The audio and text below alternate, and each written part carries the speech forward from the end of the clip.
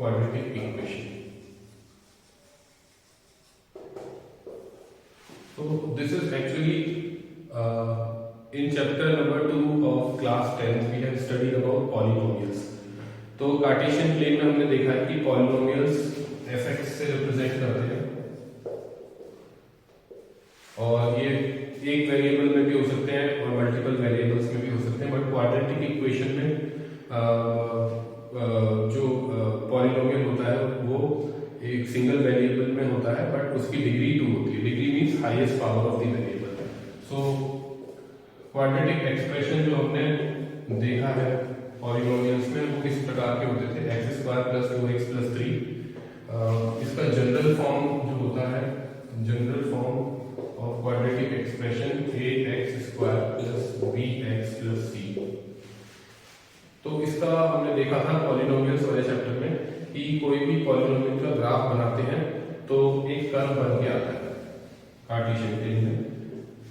तो अगर quadratic polynomial का अगर ग्राफ ड्रॉ करेंगे तो कुछ इस प्रकार से आ सकता है, ओपनिंग अपवर्ड्स या ओपनिंग डाउनवर्ड्स. ठीक है. अगर ग्राफ, क्योंकि ये एक क्वाड्रेटिक है, डिग्री 2 है, तो लगभग पैराबोलिक शेप आती है, इसकी पैराबोला की शेप आती है. अगर हम यहाँ पे देख पा रहे हैं, अगर ये हमारी एक्स एक्सिस है और ग्राफ अगर यहीं से ऊपर से होके ऊपर ही निकल जाता है, एक्स एक्सिस को ना तो टच कर पा रहा है ना कट कर पा रहा है, तो इस केस में इसके कोई भी सॉल्यूशन नहीं मिलेंगे. क्वाड्रेटिक इक्वेशन का मतलब होता है कि जो हमारा क्वाड्रेटिक पॉलिनोमियल है उसकी वैल्यू हमें कहीं ना कहीं 0 मिलेगी. यानी कि उस केस में ग्राफ कैसा मिलेगा, एक्स एक्सिस को टच करते हुए एक पॉइंट पे.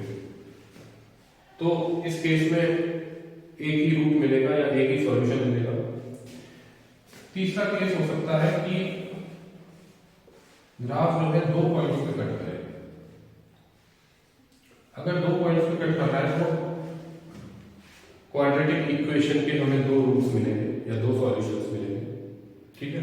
इसको हम लोग बोलते हैं इक्वल रूट्स. तो इसको बोलते हैं 2 रूट्स और इसको बोलते हैं नो रूट्स. नो रूट्स या नो सॉल्यूशन.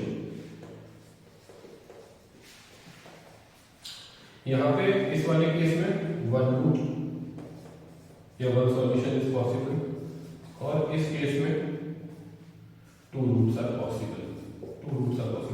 अभी हम लोग सॉल्व करना देखेंगे किस तरह से क्वाड्रेटिक इक्वेशन को सॉल्व करके उसके रूट्स निकाले जा सकते हैं. अभी हम लोग ग्राफ के पर्सपेक्टिव से समझ रहे हैं. देखिए, अब मैंने बताया कि ओपनिंग डाउनवर्ड्स भी हो सकती है. क्वाड्रेटिक पॉलिनोमियल का जो ग्राफ हो सकता है ओपनिंग डाउनवर्ड्स भी हो सकता है. तो ये डिपेंड करता है a की वैल्यू पे. अगर a इज ग्रेटर देन 0 तो ओपनिंग अपवर्ड्स. तो जो ग्राफ है वो ओपनिंग अपवर्ड्स रहेगा.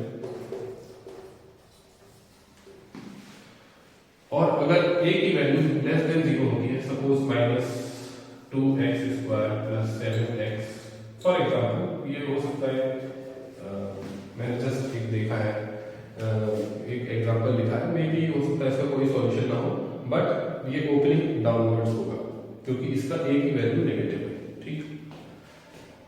तो इस तरह से अब हम लोग देखेंगे कि क्वाड्रेटिक इक्वेशन को हम लोग सॉल्व कैसे कर सकते हैं. How to find out the roots of the quadratic equation.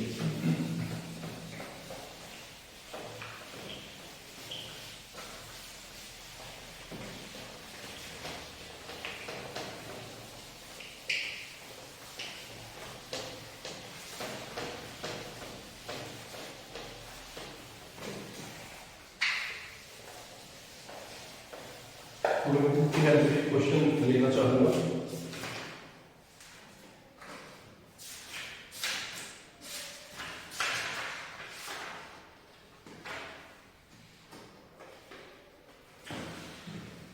Suppose the question is 2x² - 5x + 3 = 0.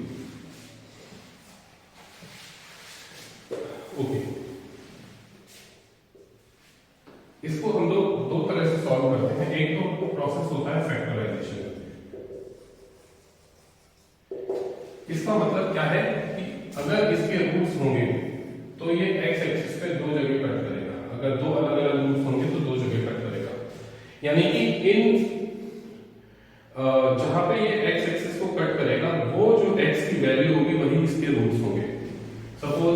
यहाँ से जा रहा है और x इज इक्वल टू -2 है यहाँ पे +3 फॉर एग्जाम्पल। तो ये -2 x इज इक्वल टू -2 और x इज इक्वल टू 3, ये दोनों इसके रूट्स हैं जहां पे क्वाड्रेटिक पॉलिनोमियल की वैल्यू इसके बराबर हो गई, 0 के बराबर हो गई। ओके, तो अब हमने पहले देखा है लोअर क्लासेस में कि हम इसको फैक्टराइज कर देते हैं और x की वैल्यू निकाल लेते हैं इसको, क्योंकि ये क्वाड्रेटिक पॉलिनोमियल है तो इसके दो फैक्टर्स बन सकते हैं। तो फैक्टर्स कैसे निकालते हैं? a और c, क्योंकि standard equation ax square plus bx plus c होती है, तो a और c का प्रोडक्ट कितना आ रहा है? a इंटू c आ रहा है 2 इंटू 3 दैट इज +6 आ रहा है। और सम कितना आएगा? देखिए, हमें दो नंबर्स ऐसे फाइंड आउट करने हैं कि उन दो नंबर्स का प्रोडक्ट a और c के प्रोडक्ट के बराबर हो, और उन दो नंबर्स का सम जो है वो -5 आना चाहिए। ठीक है, तो प्रोडक्ट किसके बराबर होना चाहिए? +6 के बराबर, और सम किसके बराबर होना चाहिए? -5 के बराबर। ऐसे दो नंबर्स फाइंड आउट करने हैं। ठीक है, तो अब हम देख सकते हैं सम तो माइनस चाहिए, तो -2 और -3 हो सकते हैं, -2 और -3 हो सकते हैं, तो सम आ गया -5, और इन दोनों का प्रोडक्ट करेंगे तो +6 आ जाएगा। यहीं पे अगर आप -2 + 3 लेते तो प्रोडक्ट कितना आता? -6 आता, और सम कितना आता? +1 आता। गलत, तो ये पॉसिबल है। और भी आप देख सकते हैं -3 -2 लेंगे तब भी नहीं आएगा, और +2 और +3 लेंगे तब भी नहीं आएगा। ठीक है, और क्या हो सकते हैं पॉसिबिलिटी? 1 और 6 की भी पॉसिबिलिटी हो सकती है। 1 और 6 में भी सम +6 आएगा, प्रोडक्ट +6 आएगा, और सम जो है 1 + 6 करेंगे तो 7 आएगा। तो इसके भी 4 कॉम्बिनेशन बनेंगे, वहां भी आपको नहीं मिलेगी वैल्यू, आप देख सकते हैं। ठीक है, तो जो दो नंबर्स हमें मिले हैं कौन से हैं? -2 और -3।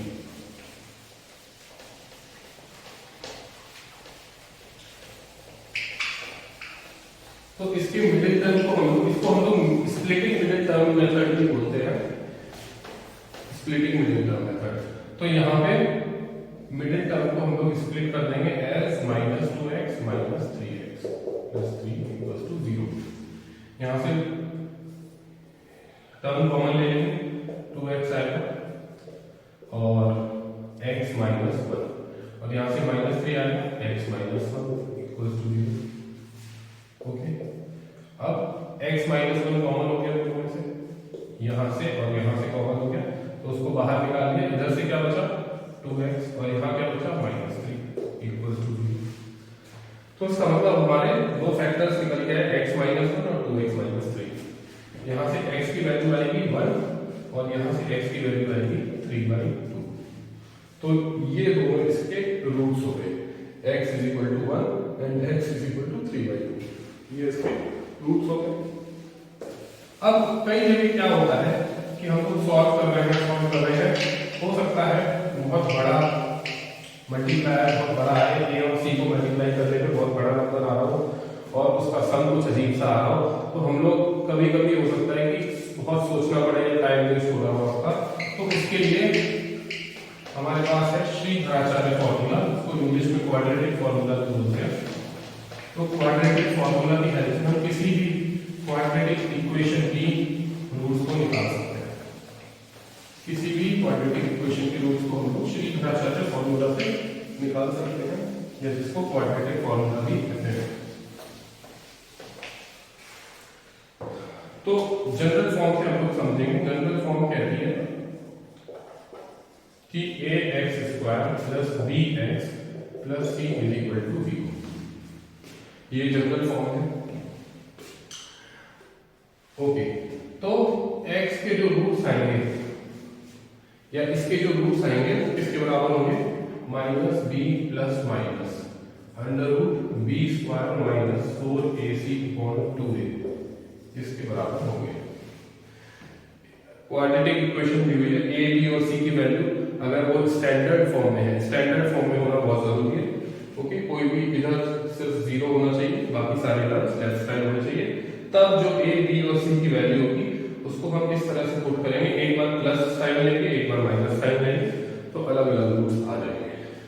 तो इस फॉर्मूला को हम लोग बोलते हैं श्रीधराचार्य का क्वाड्रेटिक फॉर्मूला।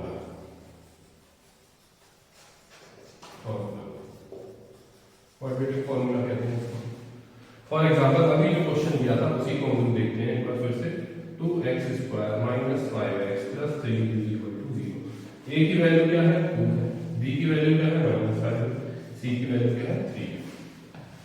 तो वैल्यू रखेंगे -b, that means minus minus plus 5 हो जाएगा, और प्लस माइनस √b² - 4ac यानी कि 25 minus 4 into a into c.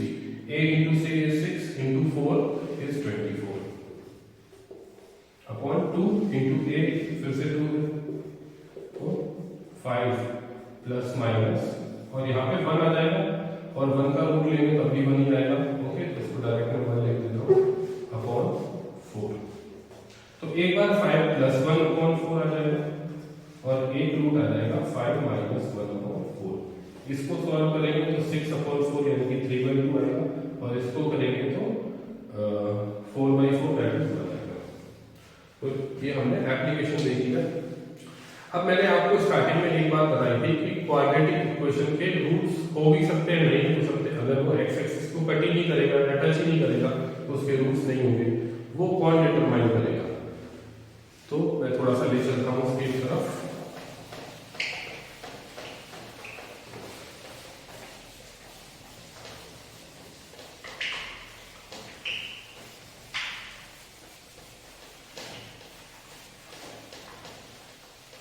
तो आप इस फॉर्मूला में जो ये वाली वैल्यू देख रहे हैं b² - 4ac, यही डिटरमाइन करती है। अगर इसको हम कैलकुलेट कर रहे हैं स्टार्टिंग में ही, तो 3 कंडीशंस होती हैं। इसको हम लोग b² - 4ac को हम लोग डिस्क्रिमिनेंट या d से रिप्रेजेंट कर देते हैं। इसको हम लोग डिस्क्रिमिनेंट बोलते हैं, डिस्क्रिमिनेंट। इसको आप ऐसे याद रख सकते हैं, डिस्क्रिमिनेशन माने डिफरेंशिएट करना। तो ये डिस्क्रिमिनेट कर देता है कि इसके रूट्स हैं या नहीं है, या इक्वल है, क्या डिस्क्रिमिनेशन है, तो ये डिस्क्रिमिनेंट डिसाइड करता है। तो b² - 4ac कैलकुलेट करेंगे। अगर ये इसकी वैल्यू लेस देन 0 आती है तो नो रूट्स आर पॉसिबल, क्योंकि अगर ये लेस देन 0 आएगा तो ये वैल्यू इमेजिनरी हो जाएगी। इमेजिनरी हो जाएगी इसका मतलब रियल रूट्स हैं ही नहीं। सेकेंड कंडीशन है d = 0। ऐसा भी हो सकता है ये सॉल्व किया और ये 0 आ गया, तो ये प्लस माइनस वाला पार्ट हट जाएगा, तो x बराबर हो जाएगा -b/2a, यानी कि इक्वल रूट्स हो जाएंगे। तो इसको हम लोग टेक्निकल भाषा में 2 रूट्स बोलते हैं एंड बोथ आर इक्वल, ऐसे बोलते हैं। ऐसा नहीं कहते कि एक रूट है, बट हम इसको बोलते हैं 2 roots and both are equal. और थर्ड कंडीशन होती है d > 0, तो उस केस में एग्जैक्टली 2 रूट्स आते हैं, एग्जैक्टली 2 रूट्स आर पॉसिबल। तो ये छोटा सा डिस्क्रिप्शन है क्वाड्रेटिक इक्वेशन का।